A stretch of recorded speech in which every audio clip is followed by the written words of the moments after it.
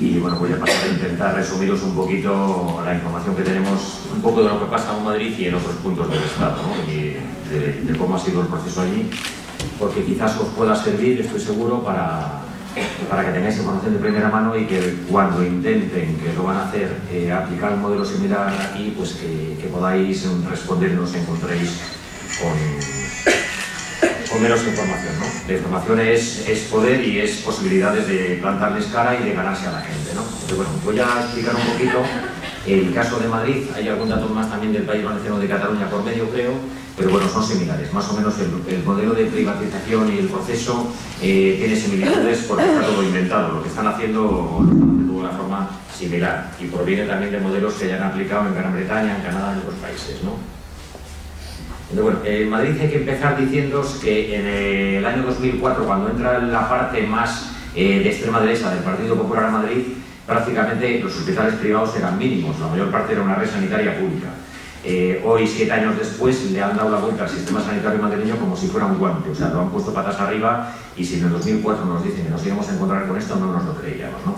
Pero bueno, ha sido un proceso de privatización sutil. No se trata de coger el Hospital de la Paz y vender todo el Corte Inglés, sino que es mucho más sutil. Se trata, en definitiva, de aplicar un modelo que ya estaba experimentado, que es el PFI, la Iniciativa de Financiación Privada en inglés, que se trata de poner en marcha hospitales privados al mismo tiempo ir cerrando hospitales públicos, ¿no? Y pasarle la parte del negocio rentable a estos centros. Pero para privatizar necesitas varias cosas, eso es homologable a todos los territorios. Y fundamentalmente son dos: deteriorar el sistema público para que se cree una opinión pública de que lo público no es eficaz, que es malo, que es lento, que los funcionarios o los estatutarios son unos vagos, que no trabajan suficiente y tal. Y por otra parte, preparar el camino para el deterioro, ¿no? El camino, ¿cómo se prepara? Pues con las variables económicas, reduciendo cada vez más el dinero dedicado a la parte de gestión directa pública, como está pasando en todo el Estado. En el caso de Madrid, año tras año se ha estado dedicando entre 300 y 500 euros por habitante y año menos que las comunidades o los territorios que más dedican a sanidad. Eso es bastante dinero, porque entre 6 millones y medio de habitantes por 300 o 500 euros, dependiendo de los años, es un dinero impresionante. Eso produce una obsolescencia de los centros, no se repone tecnología, las plantillas están congeladas. Tenemos que contar también que en el caso de Madrid hubo una entrada entre el 2000 y el 2007 de 1.400.000 tarjetas sanitarias, según la Comunidad de Madrid, y luego habría que contar la población inmigrante sin tarjeta, pero que también la atendemos, lógicamente. En todo ese proceso, hasta el 2007, hay un cierre continuo de camas. En datos hay pocos en el Estado español, porque ya se encargan ellos de que no haya una ley de transparencia para que no podamos tenerlos, pero sí vamos descubriendo que en los grandes centros de Madrid, que tenían del orden de 1.800 o 1.900 camas, cada año van cerrando 40-50 sin dar ningún tipo de información. Eso provoca, o sea, la combinación de menos dinero, de 1,5 millones de pacientes más, plantillas congeladas, etcétera, provoca lo que todos sabéis, el cuello de botella, la lista de espera, la masificación y parte de la huida de lo que podríamos llamar clase media. Si es que es clase media, si es clase obrera que pensaba que era clase media, se hace un seguro privado. Entonces, del 2000 al 2007 hay un incremento del 18% al 38% en seguros privados en Madrid. Claro, cuando llega la crisis, esto se acaba. Y aparte se traslada a la parte de los seguros privados la masificación. Se encuentran con que se ha hecho un seguro privado y resulta que sí, que tienes la cama del acompañante, el jarrón, esas cosas tan bonitas y la pantalla de televisión plana. Pero que el problema surge porque los médicos que trabajan en la privada por la tarde son los mismos que están por la mañana en la pública, que lo sabemos todos. Y entonces la lista de espera se traslada a la privada y encima se paga un seguro. Para poner en marcha el proceso de privatización, lógicamente hace falta colaboración de los apéndices o de los agentes sociales subvencionados. Aquí se jugó bien en la Comunidad de Madrid, comisiones UGT han rendido un servicio excepcional a este tema. Hubo una serie de, creo que fueron 35 acuerdos con el consejero Lamela, acuerdos sindicales en la Mesa Sectorial de Sanidad, por la cual las horas sindicales por delegados subieron a 75 horas de 40, se les dieron 400 o 500 delegados institucionales, dinero a las puertas, o sea, se compró absolutamente todo. Claro, había que poner en marcha los nuevos hospitales y cambiar el modelo, y hacía falta comprar el silencio de esta gente. En todo este proceso hasta el 2007, ninguno de estos sindicatos dijo esta boca es mía. O sea, sabían lo que estaba pasando, todo el mundo sabía que el modelo que estaban aplicando era el modelo británico y nadie dijo absolutamente nada, excepto coordinadoras como la nuestra que se pusieron en marcha en el 2004 en cuanto tuvimos información de lo que querían hacer. Pero bueno, no solamente eso, a nivel laboral, no entraría aquí, pero también se firma en la carrera profesional que supone un incremento del 30% de los sueldos en medicina y en enfermería y se pone justo en marcha en ese momento.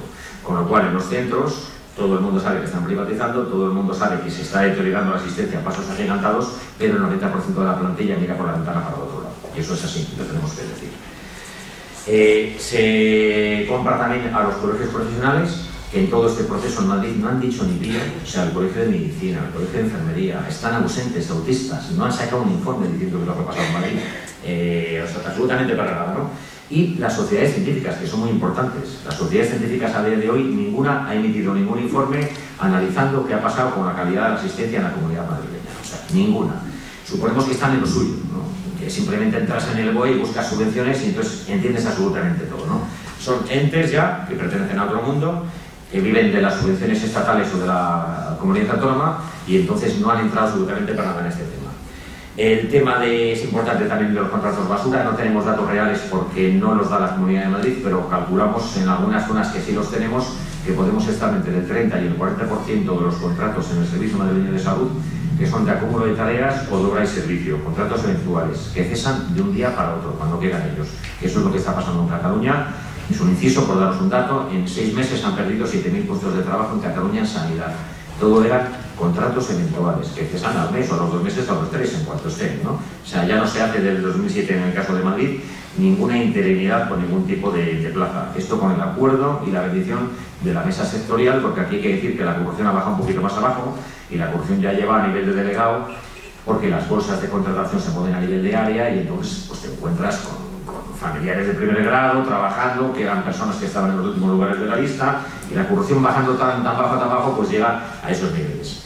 Y con todo este proceso estalla el caso Leganés, el caso Montes, que yo creo que sabéis cuál es, ¿no? Fue la acusación gravísima de la Comunidad de Madrid de que en el hospital de Leganés se estaban produciendo 400 homicidios en el servicio de urgencias, y estalla justo un mes antes de licitar la construcción de los nuevos hospitales, que era el programa electoral del Partido Popular. Iban a poner un hospital a la puerta de cada barrio, y que aquello iba a ser fenomenal, y era la sanidad del futuro, lo que nos prometían.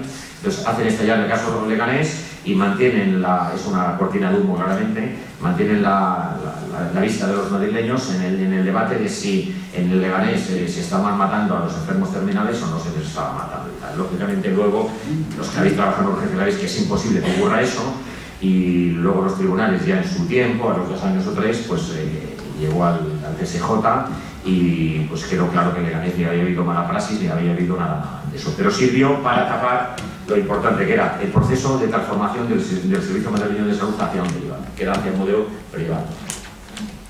Bueno, el modelo es muy sencillo, lo voy a contar rapidito. Es un modelo en el cual a un grupo de empresas privadas que todas provienen de la explosión inmobiliaria, que iba de la burbuja inmobiliaria, se trasladan al sector sanitario y se les asigna, se licita y se les adjudica la construcción y explotación de centros sanitarios con un contrato de 30 años hasta el año 2037, pero que se puede prorrogar otros 30 años más. Ellos dicen que es que porque no hay dinero en aquel momento, en el 2004, para construir hospitales, y hay que construir nuevos hospitales en Madrid porque la población ha crecido, etcétera, etcétera. Es claro que hacía falta hospitales, pero los técnicos de la comunidad emiten un informe y hablan de hacer 4 hospitales de 800 camas en diferentes puntos de Madrid. Pero esto no le gusta a Esperanza Aguirre, que decide que ese informe no vale y se van a hacer 8 hospitales, uno de 800 camas en la parte noroeste de Madrid, que es Majadahonda, Puerta de Hierro, que es la zona de mayor nivel de renta, donde más hospitales privados hay y donde menos camas públicas hacen falta. Ahí se hace uno de 800, dotado de todas las especialidades, y luego se sueltan como setas, comprando las voluntades políticas del Partido Popular, del PSOE e incluso de Izquierda Unida, en diferentes municipios, hospitalitos de 100 camas y de 200 camas, que al final no han solucionado absolutamente nada, porque los grandes hospitales que estaban colapsados, como es el caso del 12 de octubre, Marañón, etcétera, siguen colapsados, porque la apertura de un hospital de 100 camas no te soluciona nada al final.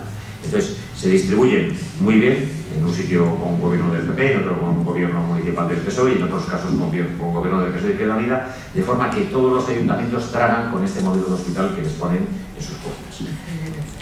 Y ceder el suelo, el modelo es, se da suelo gratis, ellos adelantan el dinero y construyen el hospital, y al acabar la construcción del hospital no vuelve a manos públicas, sino que sigue siendo de ellos, aunque tenga fuera el anagrama del Servicio Madrileño de Salud. El hospital es propiedad de Acciona, de Fomento de Contratas, de Sacyr Vallehermoso, de Hispánica, de Vega, Ploder, bueno, por cierto, 3 de estas imputadas en el caso Gürtel, y durante 30 años tienen establecido el negocio, y lo pueden prorrogar hasta los 60, lo complicado es eso, ¿no? Cualquier modificación del contrato implica volver a negociar el tema. Tenemos casos de Gran Bretaña en el cual tuvieron que tirar una pared para meter una resonancia magnética en un hospital de este tipo, y eso supone modificar todo el contrato, más dinero para la contraparte, para la otra parte, etcétera, todo esto. Al final, los datos que hay, no solamente de Madrid, sino de Gran Bretaña y de Canadá, que es donde se ha aplicado este modelo, demuestran que un hospital tipo de 250 camas, como puede ser el de Vallecas, cuyos costes de obra y equipamiento no superan los 100 millones de euros o 100 y poco, al final, como estamos pagando un alquiler por utilizarlo durante 30 años, nos va a salir por un valor cercano entre 500 y 600 millones de euros. O sea, el valor de estos hospitales a los 30 años es entre 5, 6 o 7 veces el valor original. Lo que se gastaron para ponerlos en marcha, espera que creo que me ha pasado uno. Lo que se gastaron para ponerlos en marcha fueron cerca de 700 millones de euros. Decían que no había dinero para construirlo las empresas privadas. Bueno, pues ahora han salido los datos de los 3 últimos años. En los 3 últimos años, del 2007 al 10, solamente en propaganda la Comunidad de Madrid se ha gastado 628 millones de euros. O sea, había dinero para construir los hospitales de sobra, pero lo que interesaba era lo contrario, que era poner en marcha los hospitales privados, cerrar las camas públicas y pasar una parte del negocio ya a esta gente. En este momento estamos pagando de alquiler no 190 millones, ya estamos pagando en el año 2011, simplemente por utilizar esos centros, 200 millones de euros al año de alquiler. Pues un dato, con 190 millones de euros se pagan los sueldos de 1.000 médicos, 3.000 puestos de enfermería, 500 técnicos, 2.000 sanitarios. Eso es importante, porque el pago de la deuda de los contratos está ahí en un contrato, no puedes eludirlo. Entonces, ¿qué están haciendo a partir de ese momento? Reducir plantillas, que es lo que se ha hecho desde la apertura de los centros.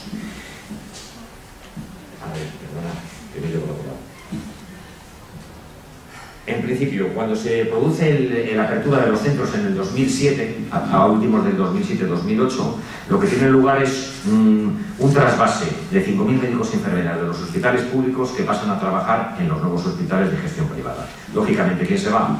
El proceso de selección para jefes de servicio no existe, hay ya 3 sentencias que dicen que fue a dedo directamente. Parece que primaban los méritos tipo pertenecer al opus y cosas de estas, porque hay documentos en los cuales, públicos, se dice, es bueno que nombres a esta persona, gerente de este centro, es del opus, tal, estuvo enfrentado a Montes en Leganés. Eso existe en cartas que se han filtrado, ¿no? Y por otra parte, todo el personal médico de enfermería que estaba precario, en una parte importante asume el riesgo y se traslada a los nuevos hospitales de gestión privada, porque tenían contratos basura y bueno, se van a llevar allí con la idea de que van a mejorar sus condiciones, cosa que al final es mentira, pero bueno, no podemos entretenernos en otro caso. Lo que sí ocurre es que a partir de ese momento del pago de 200 millones de euros al año por el tema de los alquileres, directamente, cuando tenemos datos de plantilla, nos encontramos con que al abrir los nuevos hospitales éramos 70.000 trabajadores de la sanidad de Madrid y pasamos a ser 65.000. En ese proceso quitaron 5.000 plazas. Con 8 hospitales nuevos, 5.000 plazas menos. Bueno, esto sería el tipo interesado. Mirad, esto es el cuadro. Veis los dueños, la empresa son Dragados, Sacyr, Acciona, Sacyr, otro, Vega, Ploder, Fomento de Contratas, Caja Madrid, Hispánica y Apas Partner. Todos tienen un historial en el mundo sanitario importantísimo, los conocéis, no parecen hermanitas de la caridad.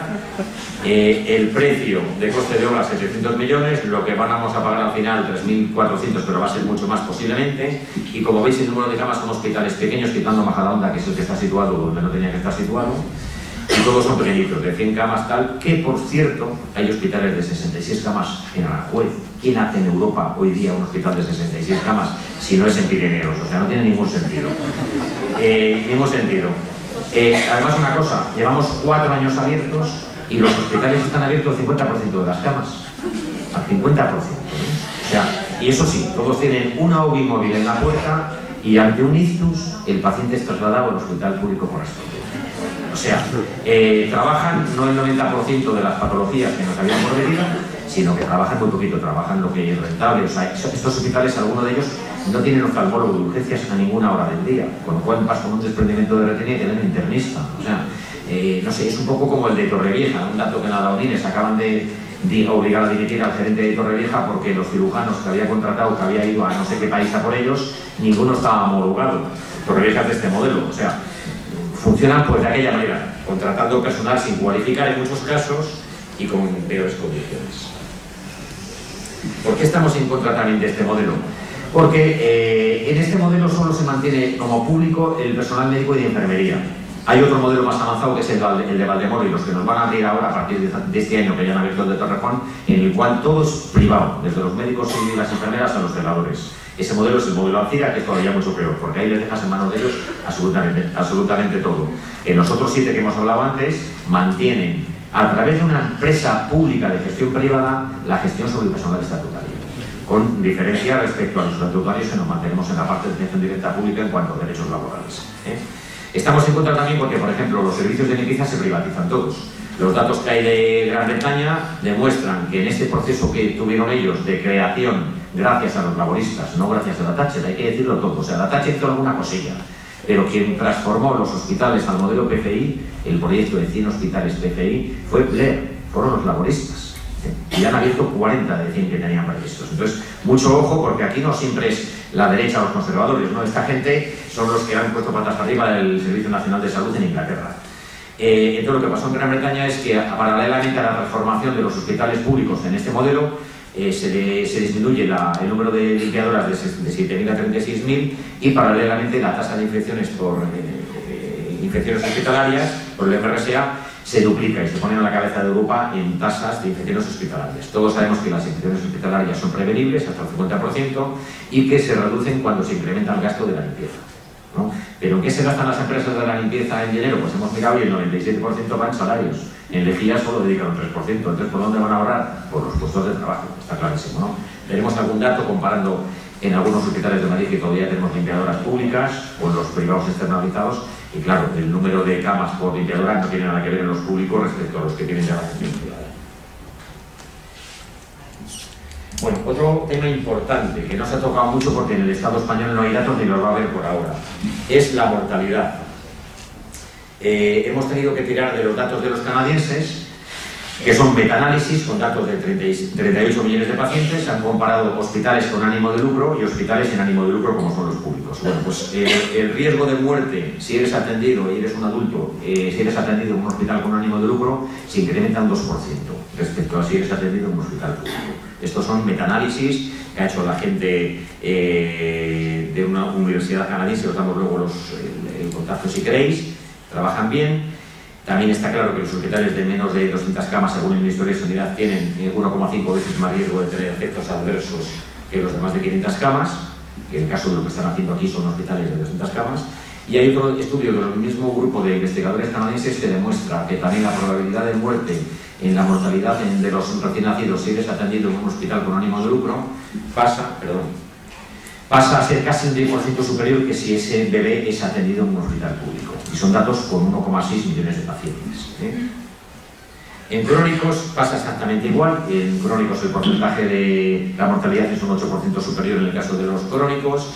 El tema este no me voy a detener mucho. Sabemos todos de sobra que el incremento del personal de enfermería a pie de cama hace disminuir las complicaciones postoperatorias y la mortalidad. Hay muchísimos informes.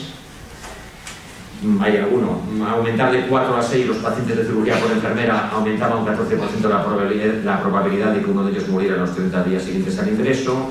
En pacientes de infarto agudo de miocardio exactamente igual y en pacientes de SIDA igual. Esto viene en relación porque en los nuevos hospitales de Madrid las cargas de trabajo del personal de enfermería, no sé cómo estarán aquí, pero en muchas ocasiones se están llevando 20 y 20 y tantos pacientes por enfermera.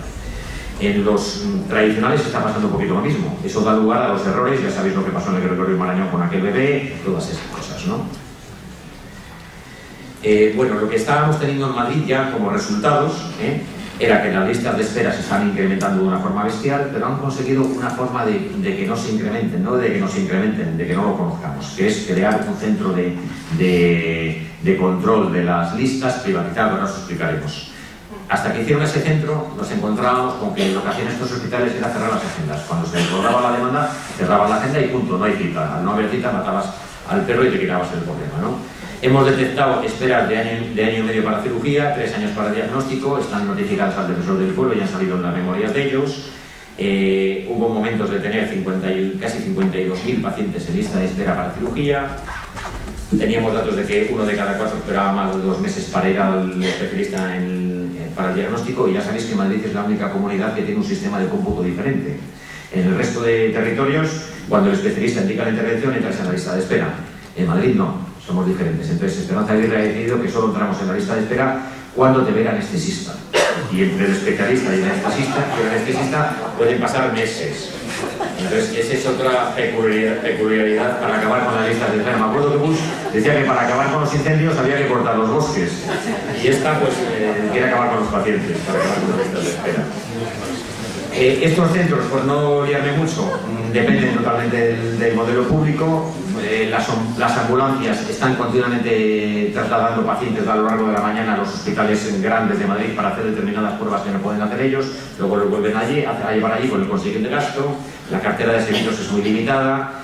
Ha habido sitios como el de Arganda que el equipo completo de las ginecólogas dimitió y se marchó a un bloque después de una entrevista con el gerente, porque dejaban a una ginecóloga a partir de las 3 de la tarde absolutamente sola para el hospital, la urgencia y el quirófano. Y lo que no se puede por ahora es ser Dios. O sea, tú no puedes estar en el quirófano y estar esperando que te viene un parto complicado en la urgencia. Entonces, el equipo de ginecología dimitió y se marcharon todas. Eso sí, se les dijo, y está grabado, que no volverían a trabajar en el sistema público. Y ha sido así. Se han tenido que buscar la vida fuera de Madrid o en hospitales privados porque no les han vuelto a contratar. Hay hospitales de este modelo con una limpiadora para el turno de noche con 200 camas, una limpiadora para la urgencia, para la UBI, para todo, ¿eh? Esos son las subcontratas.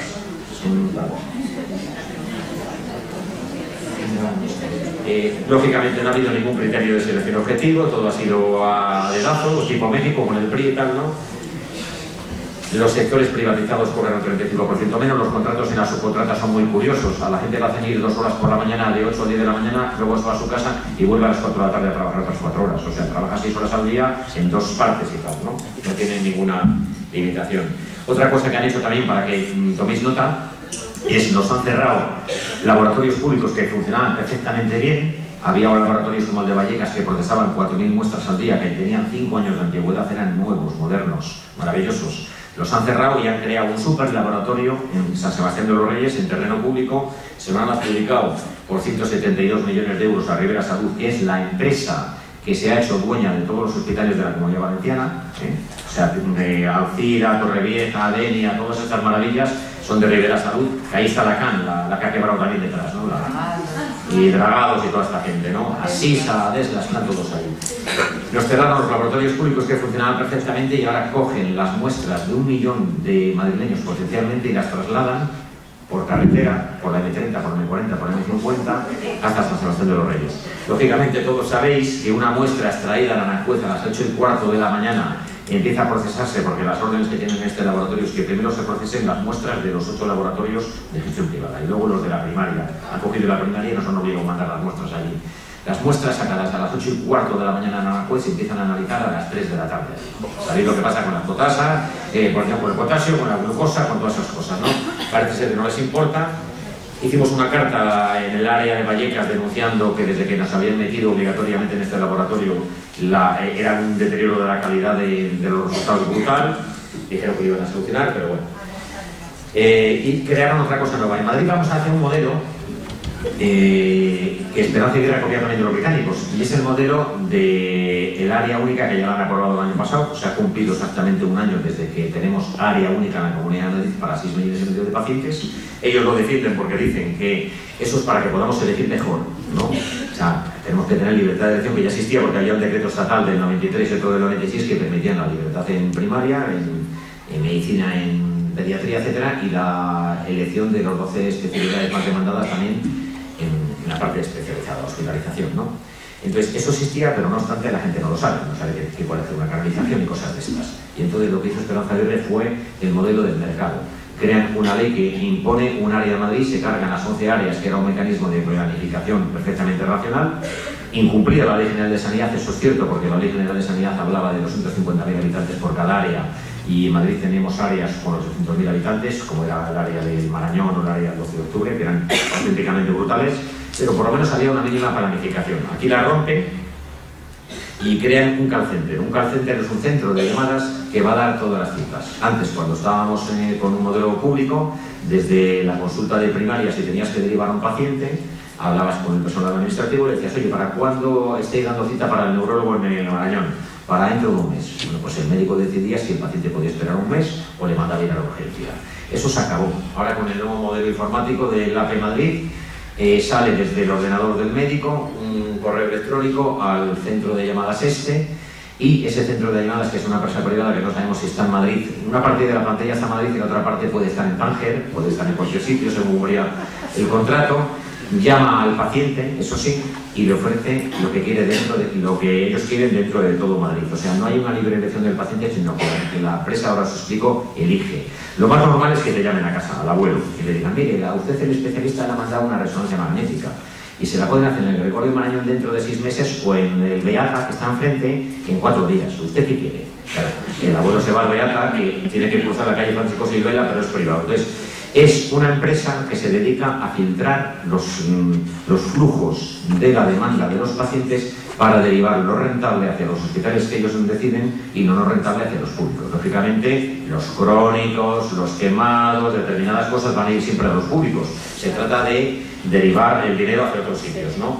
Entonces, hemos perdido el control de las derivaciones, no sabemos qué ocurre, lo rentable va hacia dónde va, y se espera un recorte brutal de las plantillas de los centros de salud y de los administrativos de la especializada, porque si este trabajo lo están haciendo los del call center, ellos lo han dejado de hacer.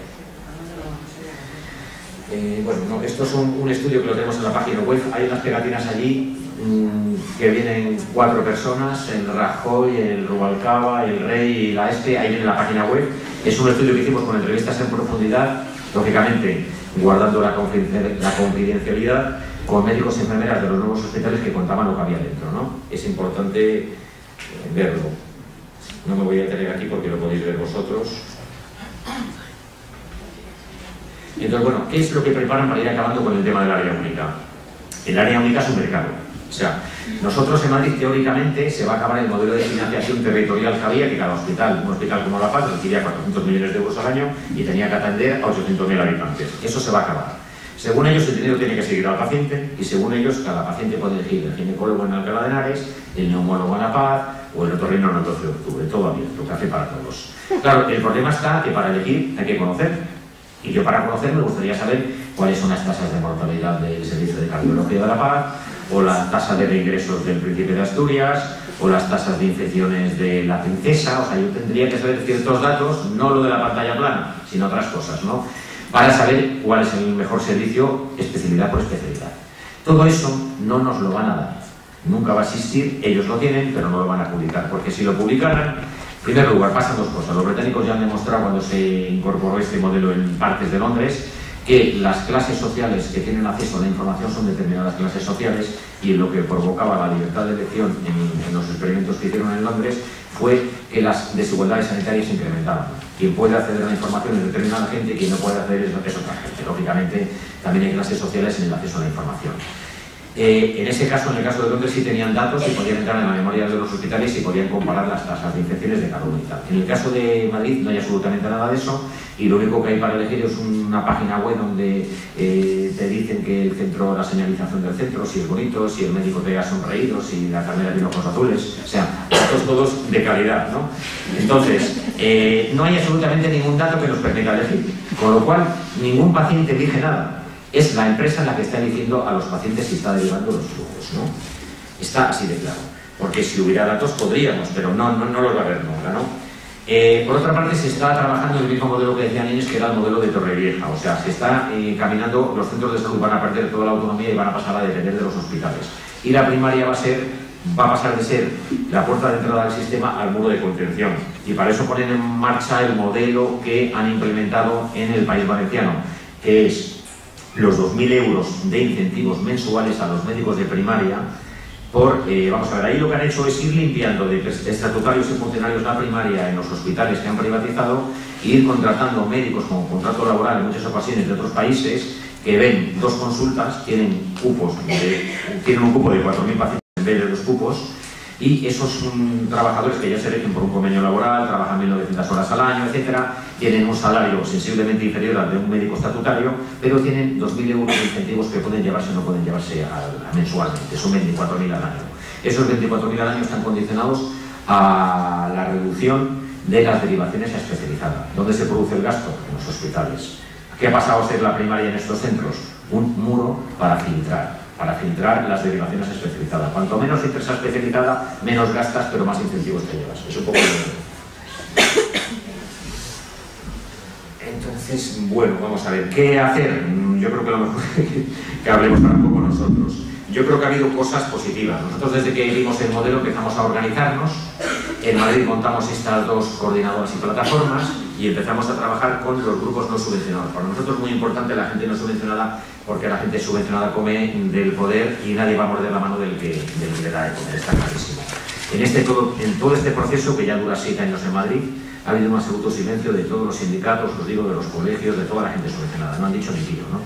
Y no ha podido sacar la gente de la calle, hemos ido nosotros a través de estas plataformas con movilizaciones, claro, pequeñas para la gravedad del problema. Hemos sacado entre 20.000 y 40.000 personas a la calle sin ningún apoyo mediático, sacando manifestaciones con un presupuesto de 2.000 euros, con trabajo en los barrios, porque trabajo aquí es volver al trabajo de la transición. Asociaciones de vecinos, parroquias, donde te dejan entrar, tú entras y cuentas qué es lo que está pasando. No hay ninguna otra posibilidad de llegar a ninguno de los grandes medios, ni a público, ni al país, ni ninguno, porque nos tienen vedados, ¿no? Simplemente alguna televisión local y poco más. O sea, el hecho es que hay un silencio mediático absoluto, pero sí hemos conseguido arrancar pues manifestaciones desde el año 2008, estamos haciendo 2 o 3 al año de 30.000, 40.000 personas, pero simplemente con trabajo en los barrios, sin más. Ya os digo que no hay ningún otro apoyo de ningún tipo. Incluso encontrándonos con convocatorias del Partido Socialista a comisiones el mismo día a la misma hora, después de haber convocado nosotros. Esto también es importante que lo sepáis. No van a apoyar, van a intentar reventar todo lo que se pueda. Entonces, hemos conseguido otra cosa, que es poner sobre la mesa de debate el tema de la privatización. La privatización no es un castigo divino, y es que Esperanza Aguirre o Francisco Camps en el País Valenciano quisieran esto o lo otro. No, la privatización es algo legal en este Estado, porque hay una ley que es la que ha explicado Inés, que permite hacer absolutamente todo en el ámbito de la sanidad. Entonces, hemos conseguido reunir 500.000 de firmas, se ha metido en el Congreso pidiendo la derogación. Han pasado 3 ministros de Sanidad, no los ha recibido ninguno, lógicamente, pero sí hemos conseguido que la gente, cuando empezamos decían, la gente no va a entender lo de la 1597. Bueno, la gente no es tonta, es una ley de artículo único, tú si lo explicas la gente lo acaba entendiendo. Entonces, el haber cogido 500.000 de firmas y que se haya creado una conciencia social de que la privatización tiene unas causas y unos responsables, eso sí es importante, porque eso es el primer paso para que luego la gente pueda movilizarse o salir, ¿no? Eso sí se ha conseguido. Hemos conseguido alguna victoria, como no conseguir que no nos cerraran hospitales que estaban cercanos a estos que han abierto, que eran públicos, como el Hospital de Vallecas, que estaba amenazado de cierre, eran 200 camas. Hubo una pelea fuerte con manifestaciones en el barrio de 15.000 personas y bastantes movilizaciones, y conseguimos un acuerdo por escrito de que no se cerraba y se reconvertía en un centro de media estancia. Hemos conseguido de alguna forma que el siguiente paso que estaba previsto en el Plan de Infraestructuras 2007-2011, que era meter mano a las joyas de la corona, que eran los grandes hospitales de Madrid, de entre 1.000 y 2.000 camas, que eran el Marañón, el Clínico, el 12 de octubre, La Paz. Lo que querían hacer era, como estaban obsoletos, pues ¿qué hacemos? Se los damos a Dragados, Dragados los remoza, y ahora le pagamos a Dragados durante 30 años la pasta que ha costado la reforma. La reforma de cada centro de estos estaba cuantificada en 300 millones de euros, y bueno, quizás en parte... Claro, o sea, lógicamente les daban la gestión privada de la parte no sanitaria durante 30 años o 20 años a los que habían adelantado dinero, que eran los de siempre, ¿no? Pero bueno, eso se ha podido parar de entrada, no han ido por ahí. Eso es una concatenación, no simplemente por el trabajo nuestro, sino también la llegada de la crisis, la falta de liquidez, etcétera, etcétera, ha podido ayudar, ¿no? Hemos conseguido que se creen coordinadoras similares a la nuestra en Aragón, en el País Valenciano, y estamos intentando en el ámbito de los países catalanes, en Cataluña, a ver si es posible, porque entendemos que la agresión es de un calado muy grande, viene dentro del contexto europeo, no es un tema exclusivo ni de Madrid ni de Euskal Herria, está dentro del marco de lo que quieren hacer en Europa, de desmontar todos los sistemas de protección social, y la única forma en la que podríamos enfrentar es coordinarnos. Nosotros nos hemos sentido en Madrid muy solos desde 2004 cuando empezamos, luego empezaron a arrancar otros territorios, pero nosotros entendemos que independientemente de las diferencias de lengua, de cultura, de lo que sea, van a por todas, y en este tema entendemos que no debería haber diferencias, y los que vamos a estar directamente afectados, porque todos en un momento determinado u otro vamos a necesitar del sistema público de salud, deberíamos de intentar ir pensando en articular estrategias para defendernos. Entendemos que el tema pasa por coordinarnos a nivel estatal y fuera del Estado español también. Tenemos relación con gente de Gran Bretaña, de Francia, de otros países, porque con diferentes velocidades y diferentes modelos, pero están haciendo lo mismo en todo el ámbito europeo, ¿no? Nos van a dejar, pues como han dejado a Argentina y Chile, por ejemplo, en el modelo sanitario. Entonces, por ahí habría que ir trabajando, porque ellos han jugado con la parcialización. Como que en Madrid sí hemos conseguido movilizar a parte de la población, hemos generado conciencia en este tema, ha quedado claro quiénes son los privatizadores. Tenemos un artículo publicado en la página web reciente que se titula ¿Quién es quién en el proceso de privatización de la sanidad? Es bueno que lo leáis, porque ahí veis lo que ha hecho comisiones, lo que han hecho ciertas asociaciones que dicen que defienden la sanidad pública y que están recibiendo subvenciones diariamente vía boletín, etcétera, etcétera. Y la única forma sería, lógicamente, confiamos muy poco en los políticos, porque este modelo de Madrid se ha aplicado en Baleares. En Baleares gobernaba el PSOE, Izquierda Unida, el Partido Socialista de Mallorca, eran 5 y otros 2, ¿no? Era la izquierda institucional. En Cataluña se han abierto hospitales de este modelo, con el tripartito, o sea, con Esquerra Republicana, con el PSOE y con Iniciativa, se han abierto hospitales desde el Bajo Llobregat con este mismo modelo. O sea, que no es un tema exclusivo del Partido Popular ni de los conservadores, es también de los otros conservadores. Entonces, yo creo que este tema se puede ganar porque hay datos que nos demuestran que donde la gente se ha movilizado se ha parado. O sea, este modelo se aplicó en Australia, se dio marcha atrás y se paralizó. Se aplicó en Nueva Zelanda, se dio marcha atrás y se paralizó. Y dentro del contexto más cercano se ha aplicado en Gran Bretaña, fundamentalmente en Inglaterra, que es donde está el proyecto del Blair de los 100 hospitales modelo PCI, que ahora han continuado los liberaldemócratas y los conservadores, pero en Gales y en Escocia, que tienen transferencias propias, y ha habido ahí una alianza con ciertos sectores obreros y tal que han presionado, pues se ha conseguido paralizar este tipo de hospitales en Gales y en Escocia. Incluso un paso más allá, se ha rescatado alguno de ellos, también en los otros 2 países que he dicho anteriormente se han rescatado hospitales. Es posible el rescate, o sea, un hospital por causas de interés general de este modelo se puede rescatar, pagar el lucro cesante a la empresa y volver a manos públicas. En Escocia lo que se está haciendo es recuperar todos los servicios de limpieza externalizados, que seguro que aquí los tenéis. Bueno, pues dado que las tasas de infección se estaban disparando, han decidido, tenéis también traducido en la página web, rescatar las concesiones de limpieza que tenían a 10 años o a 5 años y volver a meter empleados públicos. O sea, y aquí parece que llevamos el camino contrario y tal, ¿no? Entonces, bueno, es posible, pero todo pasa por la movilización en la calle y por acciones de acción directa que tendremos que ir pensando. Por ejemplo, hablando con los compañeros de Cataluña, que ahora ya sabéis que el tema allí está fuerte, o sea, tienen un recorte de 1.000 millones de euros este año en sanidad, es 1 euro de cada 8 de cada 9 que están quitando. Nos comentaban el otro día que había habido ya 7.000 despidos encubiertos en 6 meses en sanidad, 7.000, no es ninguna tontería.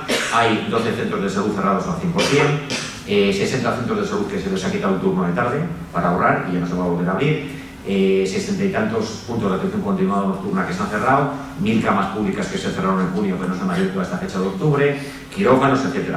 Entonces, todo este planteamiento nos lleva a ver acciones que están utilizando ellos, o sea, la ocupación de hospitales, o sea, que descubren que en un hospital hay 200 camas cerradas y se está derivando a la privada, pues ocuparlo los usuarios, ¿no? Han conseguido paralizar algún cierre de centros de atención primaria metiéndose los pacientes con la silla de ruedas y con la bolsa, con el sondaje, y han dormido allí. O sea, eso ha pasado en la colonia Güell y en varios sitios. Entonces, no solamente hay que movilizarse con manifestaciones y tal, sino que hay que hacer también, tomar medidas de acción directa cuando llegue, que pasan por la ocupación de los centros, porque en principio parece que son nuestros, los han construido con las cotizaciones nuestras, ¿no? Entonces, no deberíamos dejar que quieran negocio.